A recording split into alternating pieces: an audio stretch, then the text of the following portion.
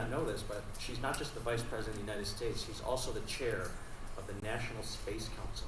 So she oversees the entire nation's space programs and efforts, whether we're talking about NASA, military, Earth observation for climate, all different types of things here. And she wanted to appreciate the work that you've done. And I want to read a letter that she has signed. There's a letter right there with her signature right at the bottom. And it says, "Dear Captain Glover, I send you my warmest congratulations on your historic achievement as the first African-American man to complete a long-duration mission on the International Space Station." And you heard he was up there for 6 months.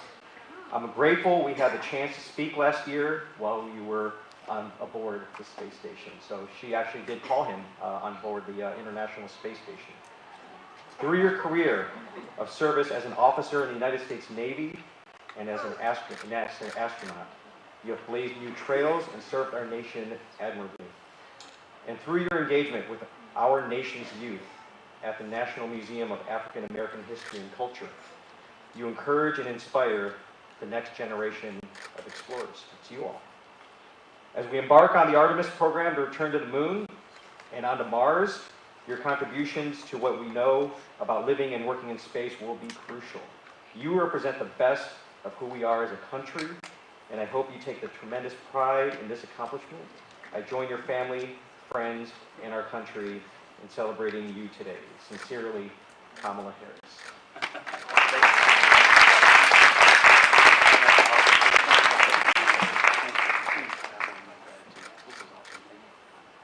Very nice meeting you.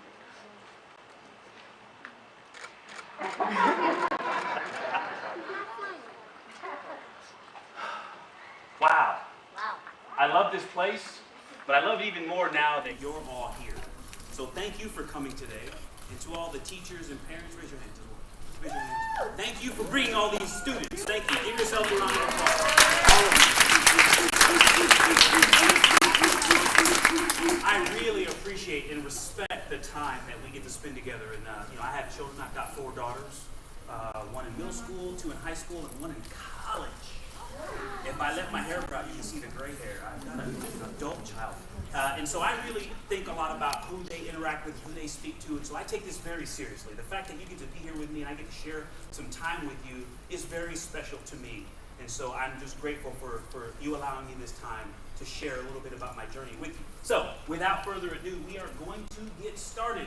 And so I'm first going to make an adjustment here because I want you to hear this as well as see it. And I want to make sure when we have audio.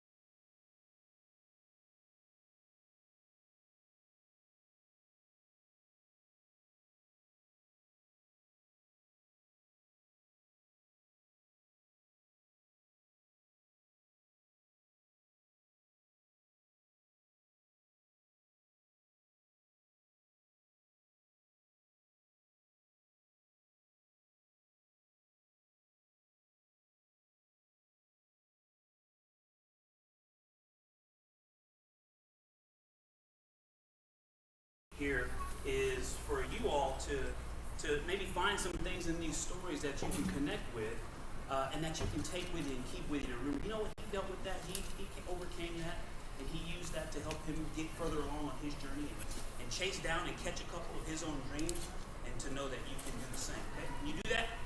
Can you all do that? All right. Okay, perfect. So start with a question. There are questions today. I might give you a pop quiz at the end of this, so pay attention. You might want to take some notes. No, you don't take notes. But I want to start with one question.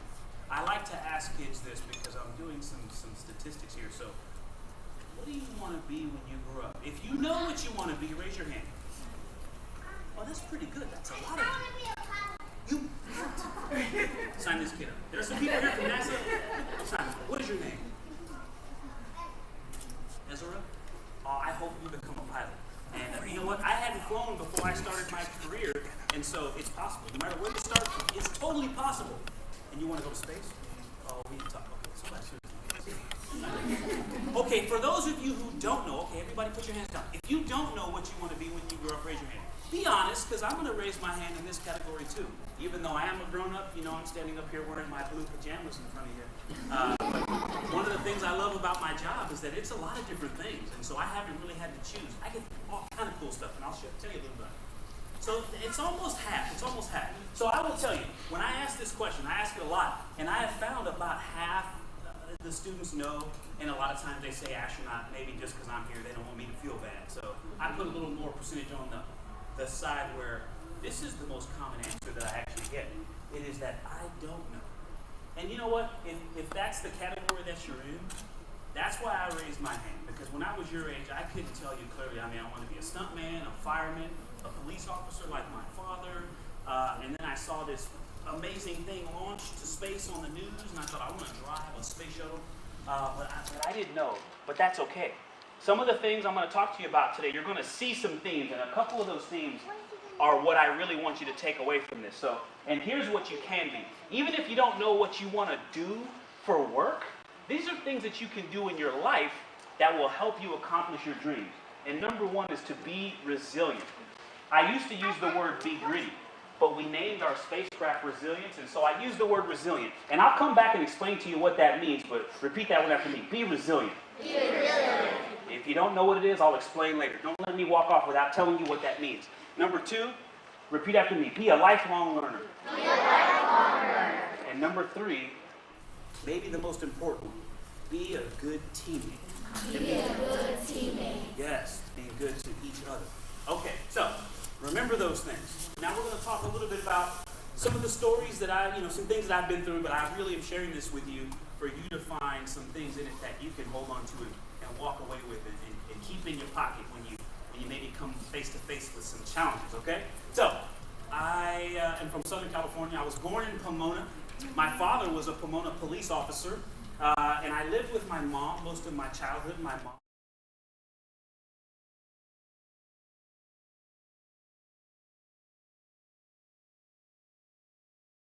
visit my dad, and I love showing this picture just because that's when I had hair like all of y'all. Now I'm older. I just have to look at that picture. I don't have it anymore. But growing up in Southern California, I loved things like my dad was a police officer. I loved fire trucks and race cars. I told you I wanted to be a stuntman and a fireman and a policeman. I didn't really know much about aviation, so I couldn't have said it like, tell me your name again. Ezra. I didn't have the wherewithal to say I wanted to be a pilot. But when I saw rocket launches on TV and I saw airplanes in movies, I was like, yeah, I would love to do that.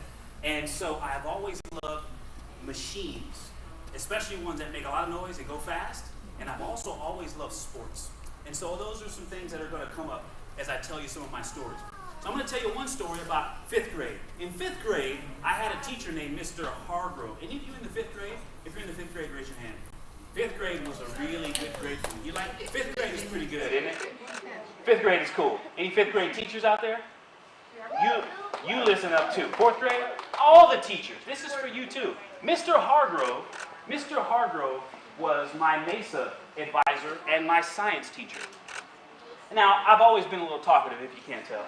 And I was a little talkative in my science class. And Mr. Hargrove pulled me aside one day and he said, you know, I can see the way you interact with these MESA activities. Like, we used to build bridges out of popsicle sticks and balsa wood, and we would make cars that were powered by a mousetrap, and it would make it go, and we'd have a competition to see who could go the farthest.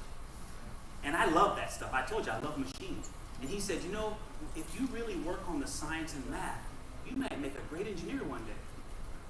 And I'm thinking to myself, did you see what just popped up on the screen? Normally there's sound with that, and it makes a big choo-choo train noise. But what was it? Say it again.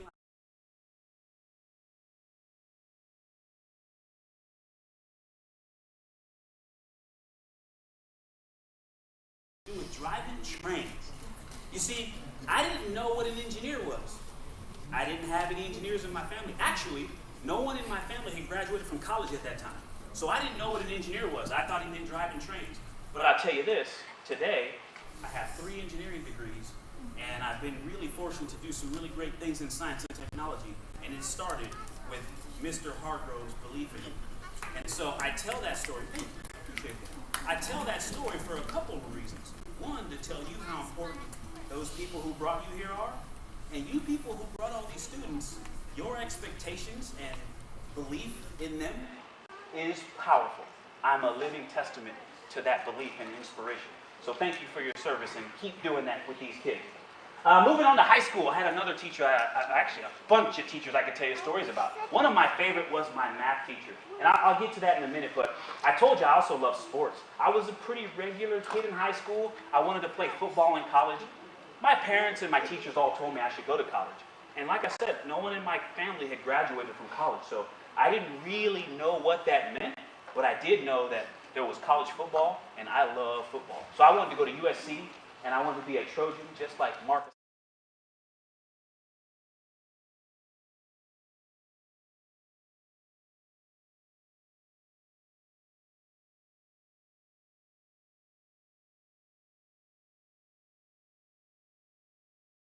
And I was working on a problem one day. I had a teacher, Mr.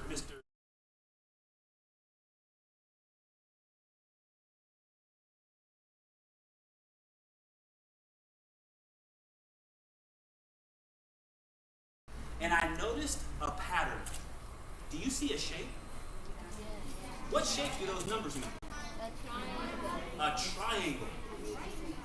90 degrees. It's a right triangle too. Good, good. Okay, are you watching this? Okay, so I saw this shape in the numbers, and I realized I could use it to figure out how to add them up. And to find the area of a triangle, you make it into a rectangle and cut it in half.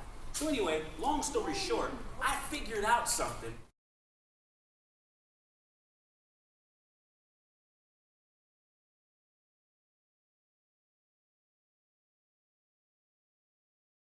Numbers up. I was in high school, so this may be a little more than the math that you're doing now, but I felt really good about this. And I said, Mr. Robinson, I created a formula.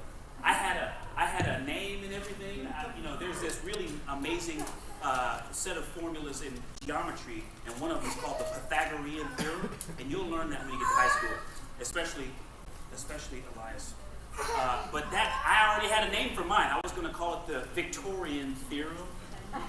And he said, open your pre-calculus book, and he flipped a few pages past where we were, and he showed me this equation in the book. And I was like, oh man, I thought I had discovered something. Like, I thought I was the first person to notice this pattern. And so I was like, okay, fine. I'm not going to name it after me. But he said something to me next that changed my life. I was 16. I really thought about college in terms of going to college and play football. And really hadn't thought about what it takes academically to succeed. And so I had questions and doubts. I didn't know if I could do it because I didn't know anybody who had done it successfully yet. And even though my teachers and my parents were amazing in supporting me, I still was just uncertain about how I would do. And Mr. Robinson said something to me right after seeing this. He says, you know what? The fact that you figured that out on your own, though, means you could teach it to your classmates. Why don't you teach that lesson today? And that day was the first time that I had a little teeny thought that maybe I have what it takes to succeed in college. And that was a really powerful day for me. So I always call Mr. Robinson.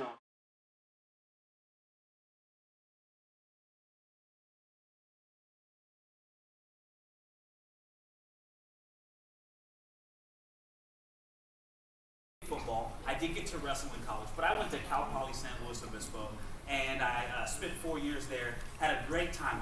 Like I said, I played sports, I studied engineering, and I also had a great time going out, and I was in Mesa in 5th grade, and now I got to be a Mesa tutor.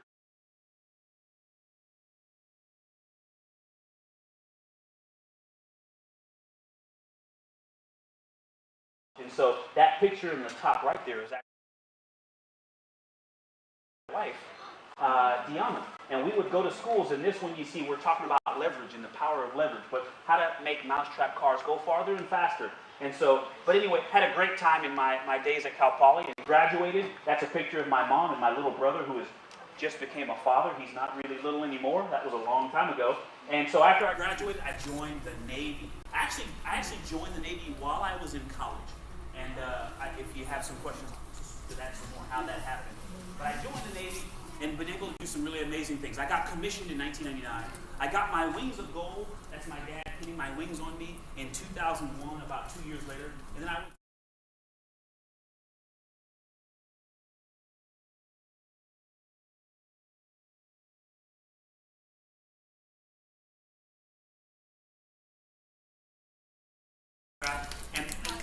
aircraft are pretty amazing, but I think this one is the best one ever. That's a picture of me flying over Iraq, and really interesting time for our country, for me personally. A lot of growth in that tour. But I finished up that tour, going to combat, and came home and decided I wanted to go to test pilot school.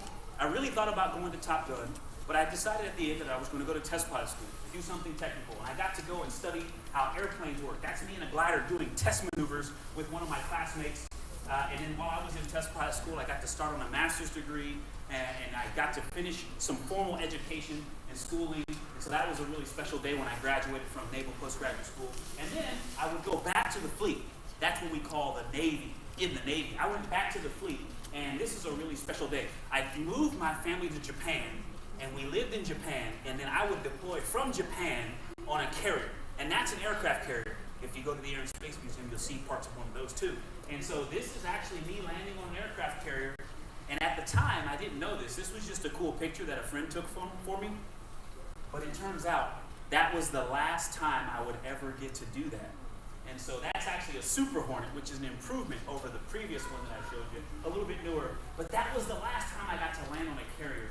And I love doing it. That was a really special time in life. But it was the last time because I left there and I actually moved here to Washington, D.C. And I worked for that gentleman who is no longer with us. That's the late Senator John McCain. And it was amazing.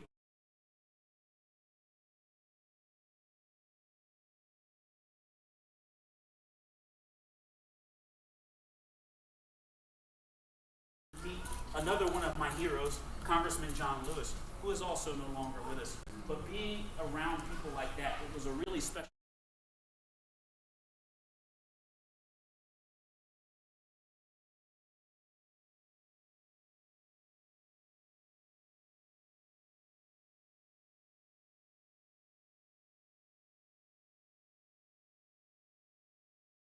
In Houston, my kids had to find new schools, and we had to find a new house, and I started training to be an astronaut. And one of the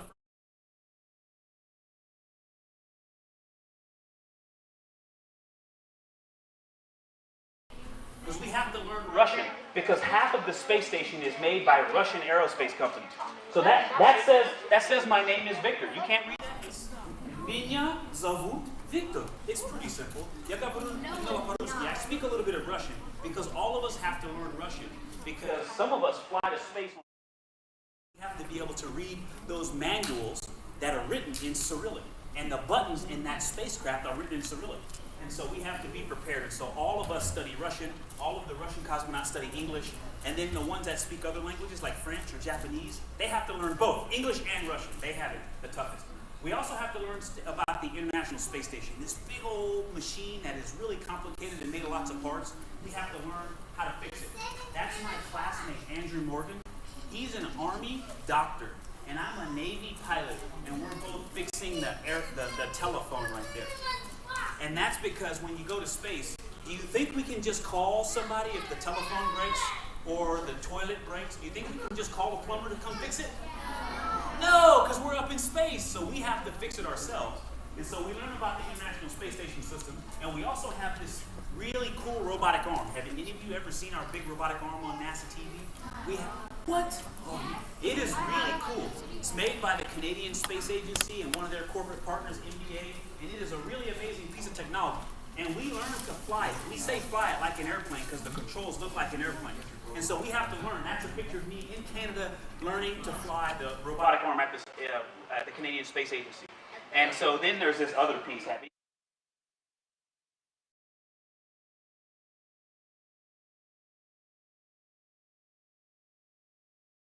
Why is there water? We train in this big pool because it can help us simulate weightlessness like we'll be in space. So that's called the Neutral Buoyancy Lab, and we put on the same spacesuits that we go to space in. And I love this time lapse because you see, just for me and my classmate Nick to go in there, 2 of us to go in the water, you see it takes a few dozen people to help us get ready. And while we're underwater, there's also a couple of safety divers and a camera diver. There's a big old team that has to help us to successfully and safely do this mission. And that is true of everything in space. It is a team effort. You know, you see astronauts, and I get to come here and talk to you, but I'm here talking to you because of thousands of people all over the world who made our mission possible. And so this time lapse gives you a sense of that. So we learned to spacewalk, and then there's one other thing, that is that we all have to learn to fly in our T-38s. Every astronaut, even if you were a school teacher, an engineer, a scientist, or you were a military pilot, we all have to learn to fly either in the front seat if you're a pilot or the back seat if you were not an aviator before. But we all become qualified crew members in our T-38. And I love the T-38 because it trains us all the things we do as astronauts operationally, but also communication, handling stress, making decisions in challenging, fast-moving situations. Those are all skills we need, and we get to practice all of them in our T-38s. I love flying. So after 2 years of training, I was done with astronaut candidate training, and I got a pin. You probably can't see it from there, but there's a small pin on the center of my wings that you get when you're qualified to be an astronaut. Mine was actually silver.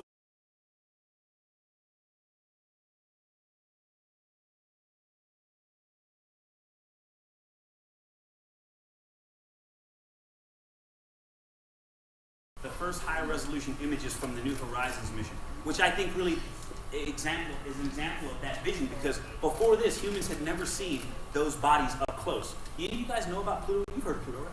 Pluto? They still teach you about Pluto? We don't call it a planet anymore. A Plutoid, a dwarf planet, whatever you want to call it. Pluto is still cool. Pluto's still Pluto. And now we have really cool pictures of Pluto. That was the first high-resolution picture we took of it, though, and I love it because that picture was also taken on the same day. That spacecraft snapped that photo on July 8, 2015.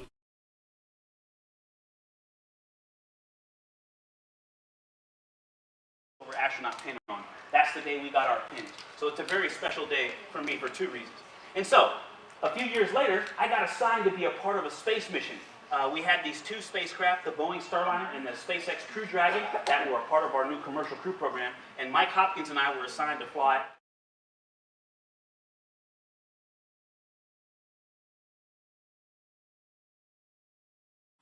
and JAXA astronaut Soichi Noguchi, my brother that we call the Master. And so that is the group that I went to space with. And if one of the questions you may ask me is, what do I miss about the space station?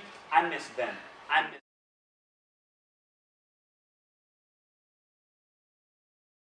And so we had the privilege of launching from Kennedy.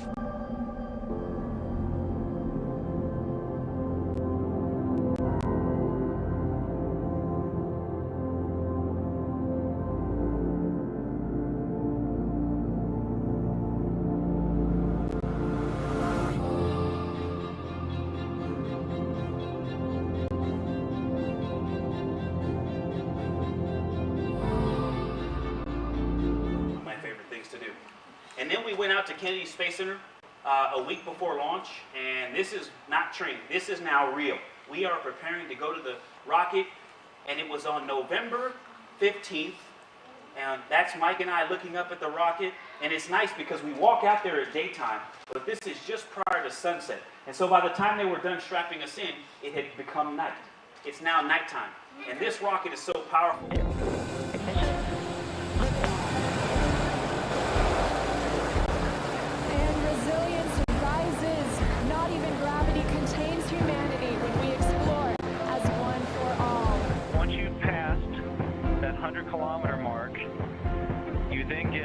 Took in the capsule. After we safely got to space, Mike, my commander, gave me my gold astronaut pin, because once you go to space now, you get a gold astronaut pin.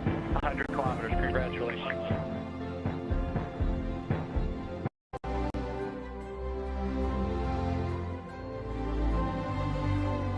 We have several different experiments going on inside of the space station, in racks, in different little facilities like our life sciences glove box that we use for biological and life sciences.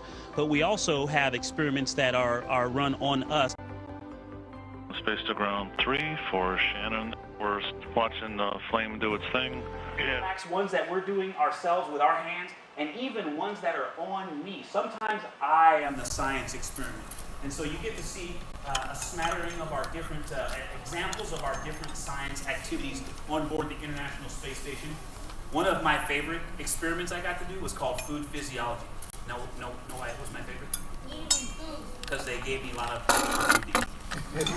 I like to eat. If you don't know anything about me, know that I like to eat. And so I love being a part of food physiology, learning about the ways that more nuts, fish, healthy foods, vegetables and fruits can help the astronauts' digestive system, their immune system, but also how much they enjoyed having those foods.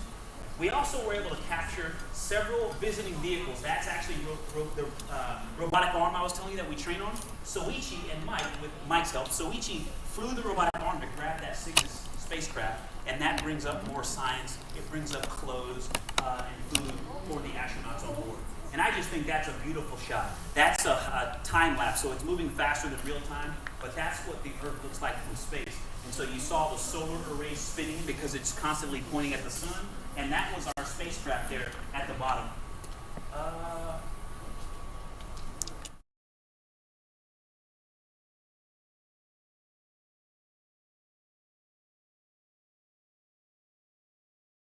Spacewalks.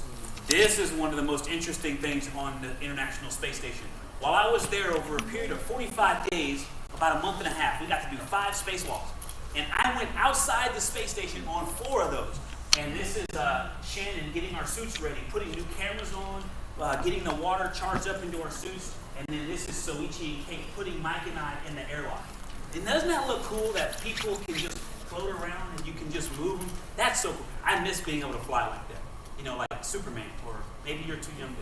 Iron Man. Who can fly? What characters can fly today in cartoons? Iron Man. Who else? Thor. It was great to be able to fly like those people. I miss that. And that. Look. That.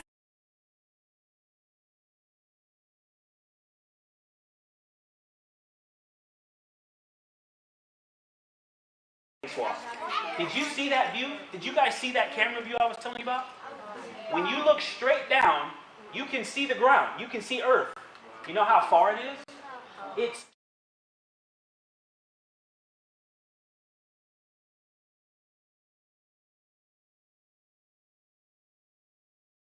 I wasn't looking down at the ground because I didn't know what that was going to feel like.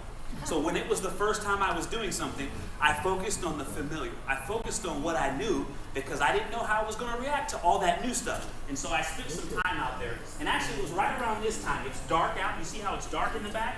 And in space, dark is real dark. Much darker than night on Earth. It was around this time we had some trouble with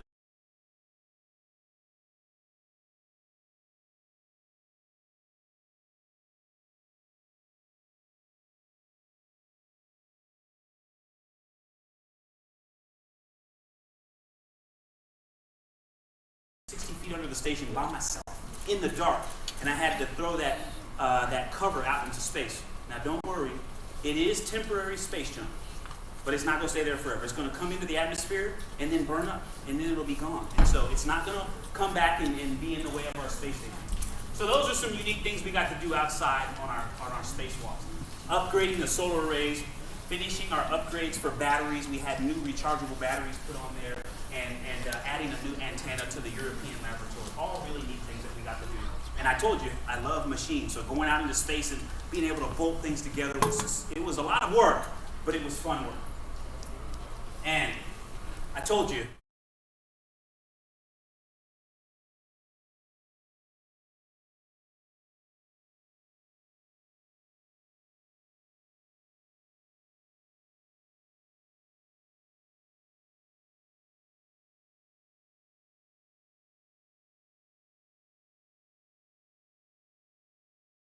and I really miss that.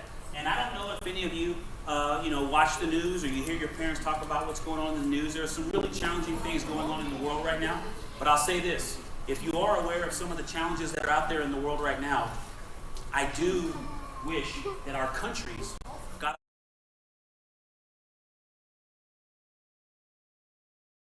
get along great. And so it really hurts my heart to know that there's still some real challenges out there in the world, but we've got to deal with them. And that's one of the reasons why I need you all to go to school and learn all that you can, because you're the ones who are going to get us out of this mess. I'm counting on your generation to do a lot better than my generation has done, because we're the ones who got us here, but we need you to get us out, okay?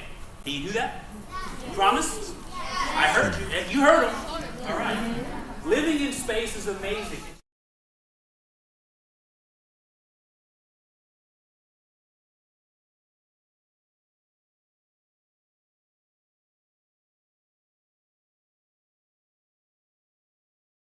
Because because if I tried to run on a treadmill without it, I would float away. So we strap ourselves down, and it bungees us down to the treadmill. And I love exercising in space. Was maybe more fun than any other scientific experiment that I did. The machines that we have to use to work out in space are really amazing pieces of engineering. And I love being able to work out in space. We launched in November and landed in May, almost exactly a year ago, in a few days. And so we spent lots of holidays. Christmas, New Year's, Russian New Year. We had a lot of special days, and we had a Christmas decorating challenge with Mission Control. And that's what that was. And that's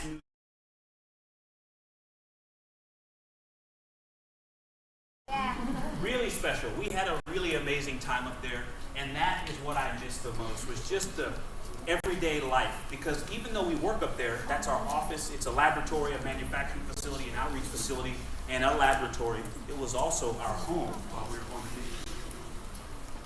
And then, early in the morning,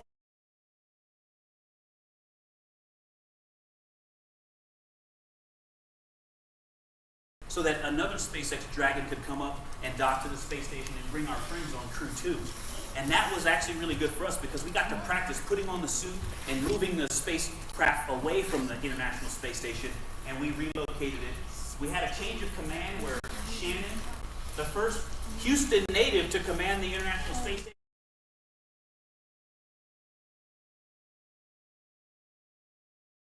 we left. It was time for us to go home. And so we undocked from the International Space Station, did some depart burns, and got away from the station. And on the way out, we took some really great pictures of the ISS. And then we had our undock, which looks like this at deorbit. And then we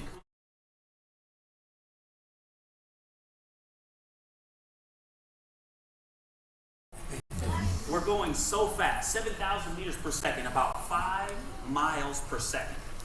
5 miles per second. So when we hit the atmosphere, rub your hands together. Take your hands, put them together, and rub. What's happening? What do you feel? What do you feel, though? Yeah, it's making your hands warm, right? Your hands are moving about 30 miles an hour. Stop. You guys are good at following directions. So we were going so fast that the air would just vaporize. It would turn into plasma, and then we were out of communications for about a minute. And then we came out of it. We got communication. Those pulled out those 4 big parachutes, and we glided down to a gentle stop in the ocean.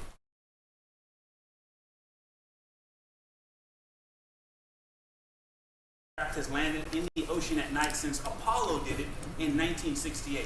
I say that because for NASA, that was a really big deal. But look, it didn't seem like a big deal because it went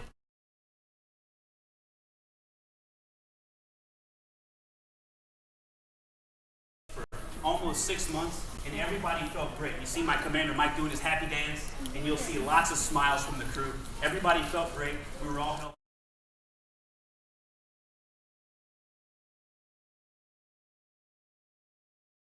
I could stand up, but I was on a boat, and the boat was slowly doing this, and if I didn't have people on each arm, I would have fallen over. That was right when we landed. But this is about 6.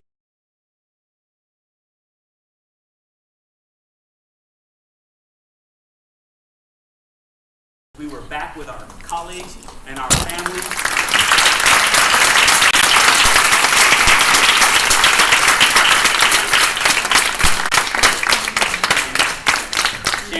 Shannon's happy dance says it all. That was a really great day for us. We had done everything that we set out to do, and now we were back, and we had handed off the ISS to the next crew, and they were up and running and doing a great job. And so that was a very special time for us to be back home. I don't know if any of you have ever heard, there's this thing called the overview effect. Astronauts talk about how their worldview is affected by seeing the Earth from space. And I overlaid, that is a Dragon spacecraft.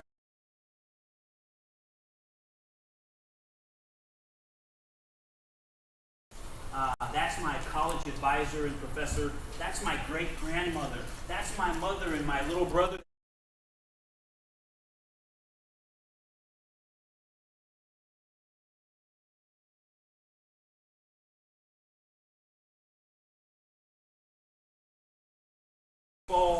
Negro League baseball player, Buck O'Neill. These are all really special people to me. Roy Haynes, an advisor and mentor to me while I was in college. And the thing I want to say, the overview effect is powerful. It is how you see the world and how we're all connected and how we all ride on Earth. It's like one giant spaceship that we share together. Because when you're away from Earth so far, you can see the rest of space, and there's a lot of nothing. There's a lot of empty space out there. There are other planets and other stars, but there's a lot of nothing in between them. And it makes Earth seem even more special. And it's special because of those things, those people that we love. Going to space does one thing. It does different things to astronauts, but it does one thing to everybody. It makes you appreciate the people and the planet that we live on. And I appreciate you all. It's been amazing to just share this mission with you. And so I'm going to bring it back. Remember, I told you the point of me telling you all this stuff is so that you know how you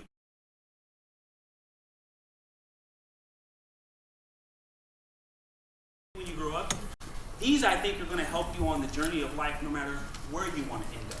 And so, we talked about being resilient. Do you know what that means? If you know what resilience means, raise your hand. Good. I'm glad you don't know, so I'm going to explain it to you. These are my words, but I encourage you to go get a dictionary and look it up for yourself. Resilience, hey, has COVID been easy? Has this pandemic been easy on you all? No, it has not been easy on any of us. But have you still been able to be around the people you love? Have you been able to go to school? Have you been able to play with your friends? Have you been able to see them, even if it was over the phone or the screen? Yes? So, Have you grown throughout that process? Even in the face of this pandemic, you still grew. That's resilience. It means when you're faced with a challenge, you don't just get through it. It's important to know how to do that. But you can actually get better because of the challenges. And so that's what it is. It's about working hard, not quitting when you face obstacles. And you know what the biggest obstacle you'll ever face in life is? Anybody guess? What do you think it is? Life. Did somebody say life? life can be challenging, but it's the biggest challenge when you decide it's too challenging for you. So the biggest obstacle you'll ever face is yourself. As long as you don't quit, life will not knock you down, or it may knock you down, but you decide to get back up, and you keep getting up. So it's not quitting in the face of obstacles. And listen, some of you say, I want you to start thinking about this now. Talk to your teachers about this. You need to get comfortable being uncomfortable. Okay? These things are all connected. I'll explain some more if you want to ask me some questions about that too. But you don't get to the point where you can go live in space by doing things that are easy. You don't get to the point where you can fly jets 3 times the speed of sound, or where you can do surgery on very small parts of the human body and know that that person is going to be okay when you're done. You don't get to the point where you can design really special machines that can keep the lights in a building on or keep the air at a comfortable temperature. If you want to work in the science and technology field, you're going to have to push yourself to be the best you. And it means getting comfortable, being uncomfortable. The first day I sat in calculus class, I was very uncomfortable. But I'm glad I stayed in until the end. The next one is being a lifelong learner. And that is taking the things you learn in the classroom, but also connecting them with what you learn here in your community. These great museums. It's learning in your church, in your youth programs, at the Boys and Girls Club or the YMCA, and combining all of that stuff into what you walk around with in your head, in your heart, and what you can do with your hands. You learn some skills, you learn some things, and you put them together, and you train your heart, and that's what you walk around with it. Being a lifelong learner is appreciating both the in the classroom piece, but also out in the real world, and combining that education. And one thing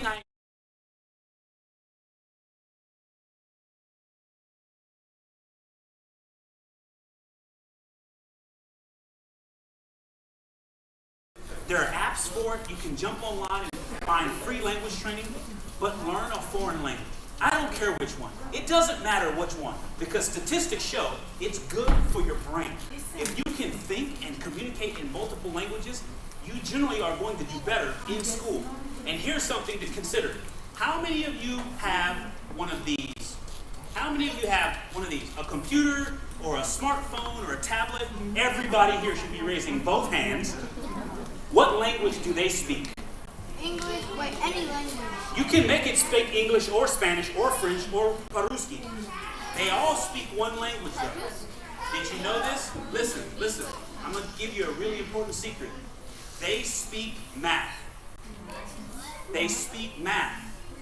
Computer programming is very specific mathematics. And so, I encourage you, coding. Any of you take coding in school? Yes. Keep doing that. Because for every one of you walking around with one of these, you should also know how they work. And they speak math. Coding is very specific math. And I would include that as a foreign language. That is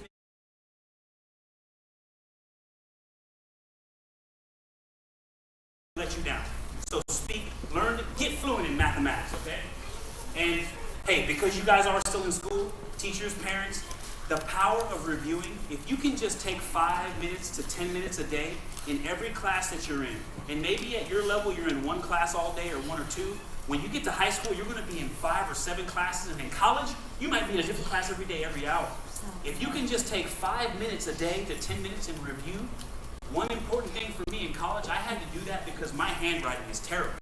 So if I took notes for a whole semester, and then I went back to study my notes at the end, I might not have been able to read my own handwriting. That would be bad, wouldn't it?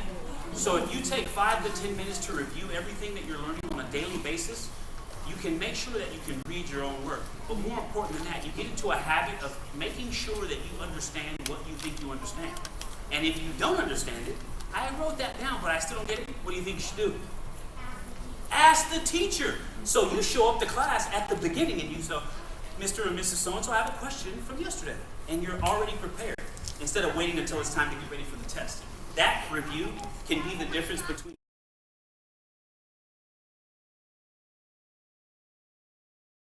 we probably waste 5 to 10 minutes just scrolling through, just doing this with our thumb on these things. So I bet you have time. Being a lifelong learner. And the last one, being a good teammate. Like I said to you earlier, we need your generation to get us out of some of the mess that my generation has got us in.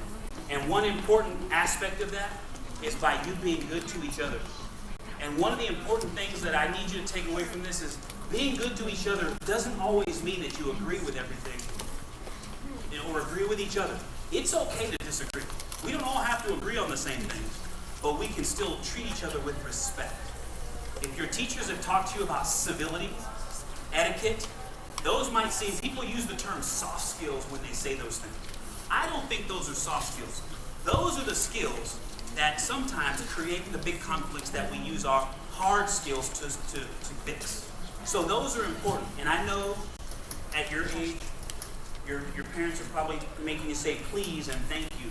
And those are small examples of how to practice etiquette and how to be civil, how to be nice to each other. Those are some of the most important things that you will learn at your age. Continue to do them and continue to practice them so that when you're my age, you continue to do so. So being a good teammate is one very important thing I want you to walk away from this with, okay? That is maybe the most important of these 3 things. So repeat after me. What I want you to do? Be resilient. Be resilient. Be a lifelong learner. Be a lifelong learner. And be a good teammate. And be a good teammate. Because we are counting on you. Thank you very much. And I think at this point, we can do some questions.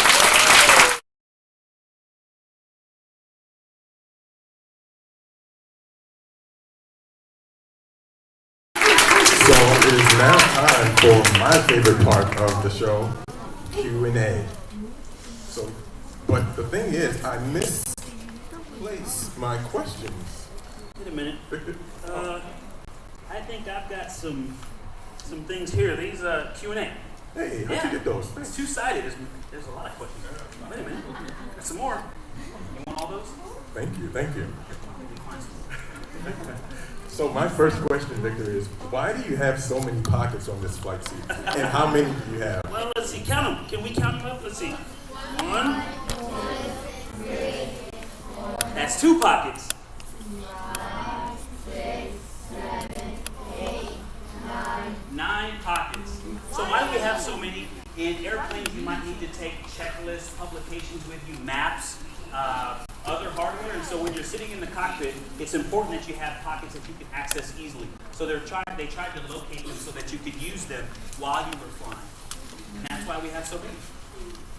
Thank you. This next question comes from an 11th grader from Alabama at Baker High School.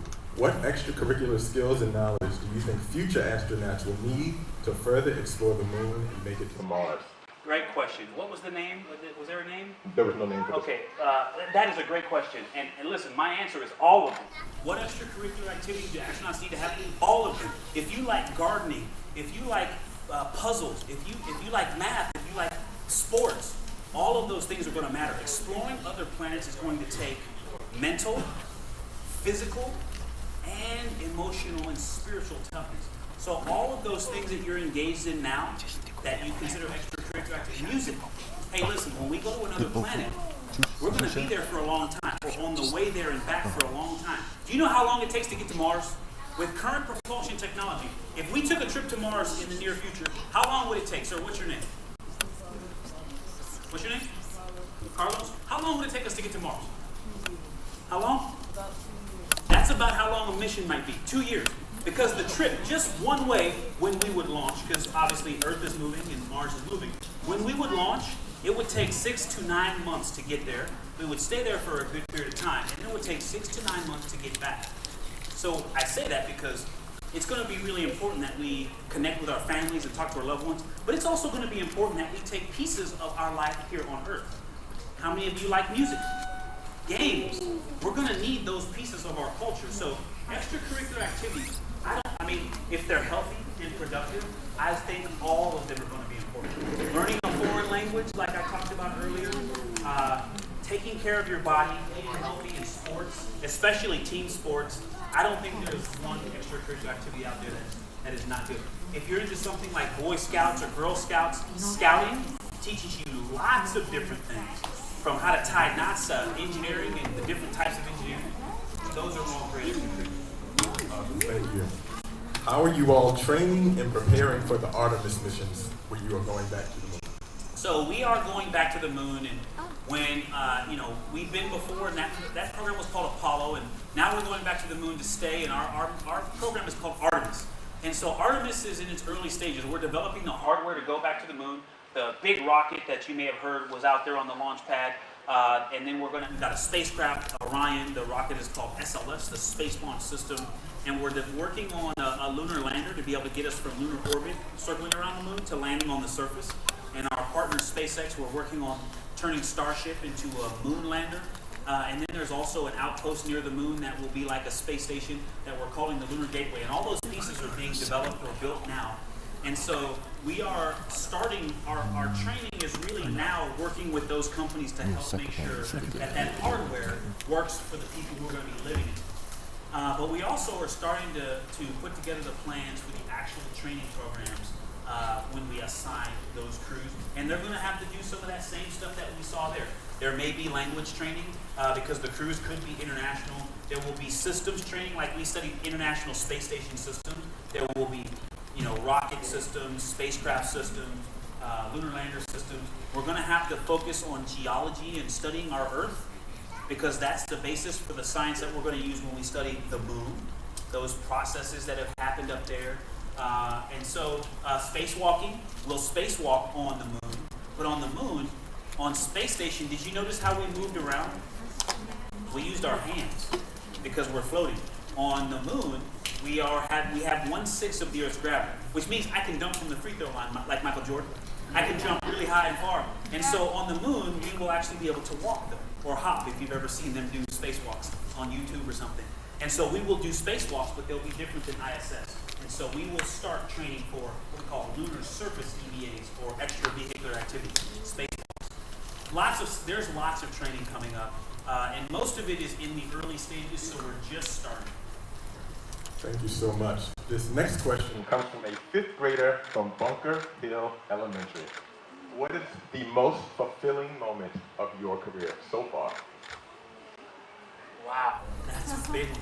The most fulfilling moment of my career so far. Wow. I have to say, landing from that mission. Once we were safely in the water and they pulled us out of the capsule, there was a camera there, and I looked over at that camera and smiled and gave a thumbs up. That moment for me was important because I knew my family was watching, and they were, they wanted to know, is he okay? And so I knew that was the moment that they would see me and go, all right, he's safe on Earth. They can finally relax. And so that was a really special time, because for 168 days, something could have gone wrong at any moment. And so my family was always, he's good and I'm happy, but I'm also a little nervous because he's in space. And space is very dangerous. So landing and completing that mission successfully. I feel the same way when I land from just an air flight, so I understand completely. Well, not completely, but this next question comes from my 4th grader from Stokes Elementary. Did you faint a lot during training or while in space? Good question. Good question. I would want to know that too. That's your question? What's your name? Aiden? Good question. No, I didn't faint during training. I didn't faint in space, and I didn't faint when we got back. I'm curious. That might be something we really have to think about. If somebody did faint, that would be something really important to understand. I was the pilot of our spacecraft, so if I fainted, that could have been really bad, you know. Something interesting though about fainting, when you come back from space, your heart pumps blood through your body, right? And it has to pump against gravity. Some of your blood goes down, but some of it goes up, and your heart has to work really hard. When you go to space, you're weightless, and so your heart doesn't have to work as hard, and so it starts to relax. You don't control it, it just happens naturally. And so when we come back from space, we have to make sure astronauts don't faint. And so we do a test. I wish I could show you the video. They made me sit in a chair and then stand up and then just stand there for a long time to make sure my blood could my heart could pump blood to my brain, and I would stay conscious. And then they made me lie down on the floor, completely flat, and then stand up. Now this is the day I landed. This was right after I got back, so this was really hard. I had to stand up and stand there just to make sure that I wouldn't fall over. So it is important to make sure astronauts don't faint. But no, none of us fainted, and I didn't faint through any of those phases. Good question. So this next question, and we have time for 3 more questions. This next question is a dual question, all related to exercise. The first part is, when you exercise in space, do you have a choice of the machines you use? Okay. And how difficult was it to maintain muscle mass while in space? And this comes from a 4th and 5th grader at Payne Elementary School in Washington, D.C., and a 10th grader from Bishop McNamara High School here in Maryland.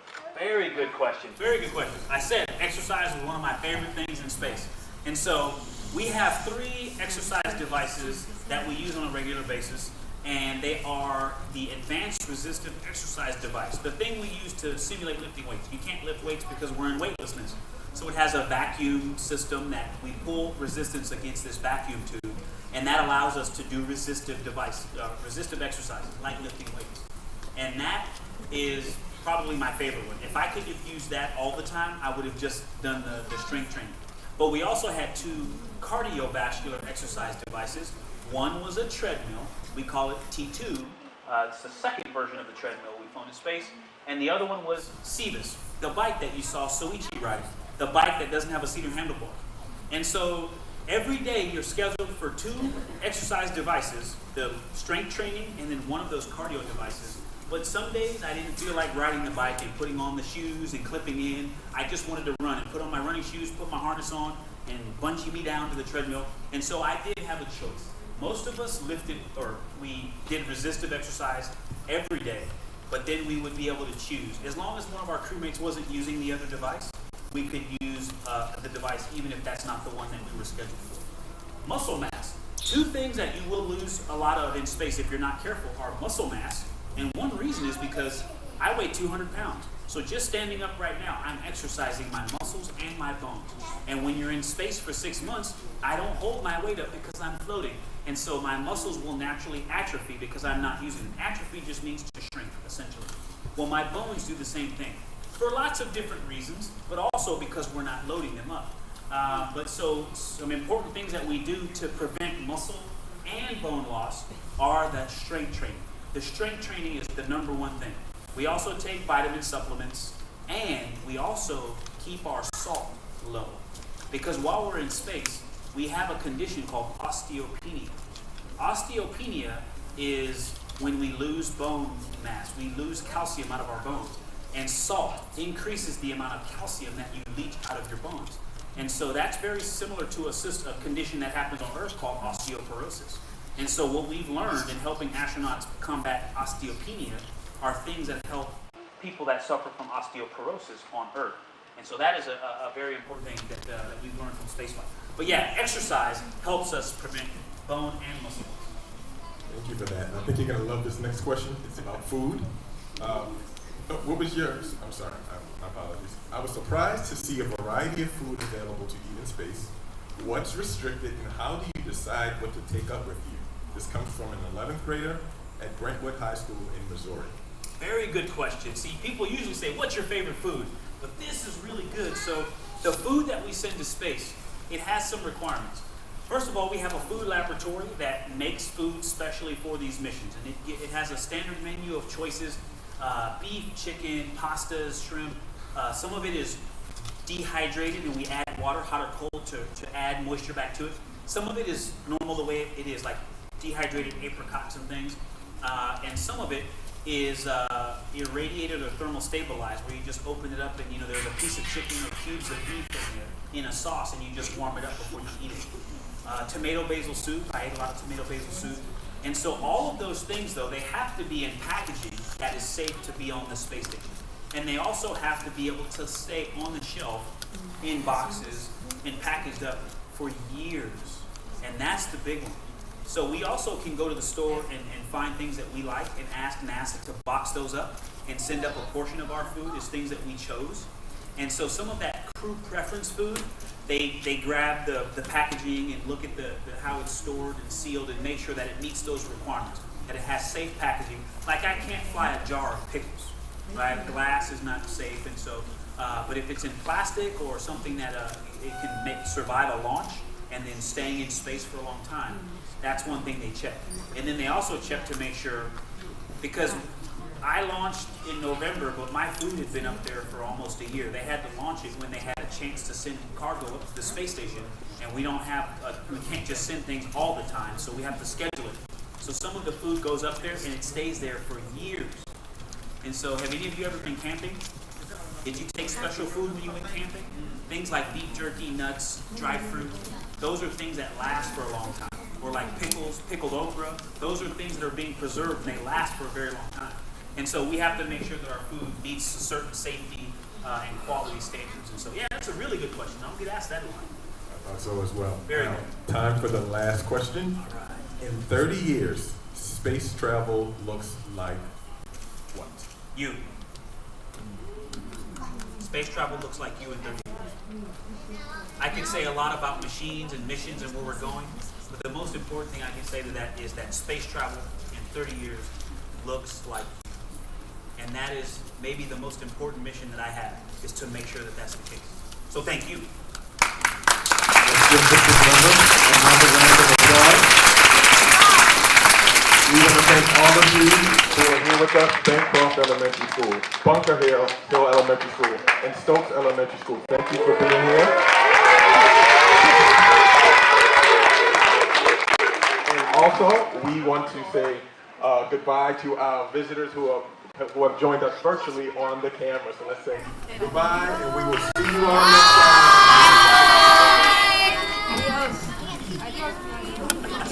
Bro, y'all